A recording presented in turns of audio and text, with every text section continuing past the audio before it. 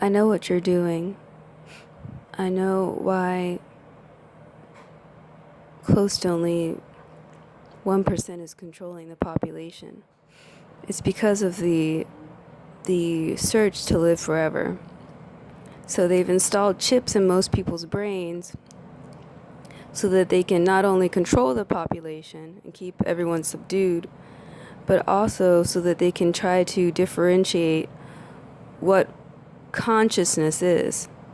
Because if they can go into someone's conscious or subconscious mind and manipulate things and control a person like a robot, they're hoping that eventually, someday, they can master what consciousness is so that they can then transfer their consciousness into a robot and live forever.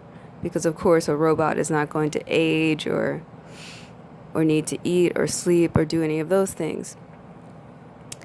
Most of the people on the inside are aware of this. That's why when I go inside of some place like, the barber shop or walking down the street, I see people looking at me weird. They think, oh, there goes one of those millennial robot girls. They're just stupid cows. They don't know anything. That's how they think about us. They think that we're stupid. They think we're like a game.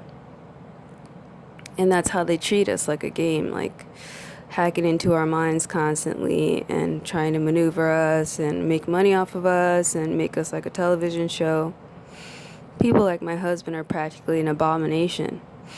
They've made so many changes and alterations to his personality that he literally has parasites. You see those people who are hackers sitting in a room all day just not doing anything, and you wonder what they're doing. They're literally playing someone else's life. I guess you do have to feel kind of bad for them, though. It is kind of like being a pageant bitch. I mean, you can't live your own life. You're going to live vicariously through someone else.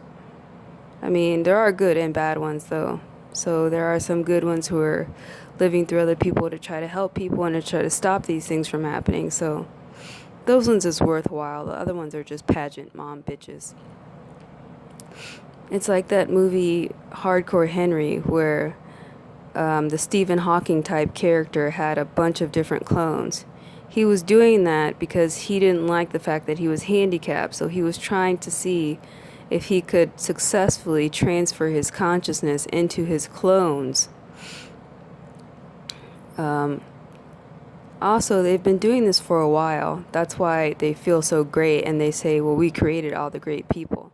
Every single child prodigy, people like Beethoven, watching Oprah, where there's some kid who can put together a computer and he's only 4 years old.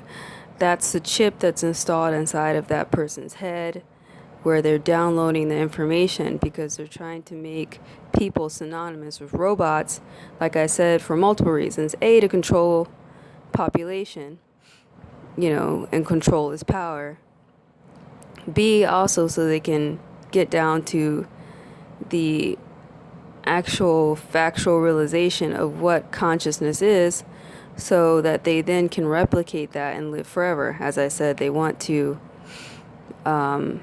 be everything at once, like in that Linka song, and then they also want to transfer their consciousnesses into robots eventually. So if they practice on the unsuspecting public, hacking into people's consciousnesses, overriding thoughts, experimenting, things like that, they can do things like this. And a lot of the people on the inside know that's what's being done to people like us.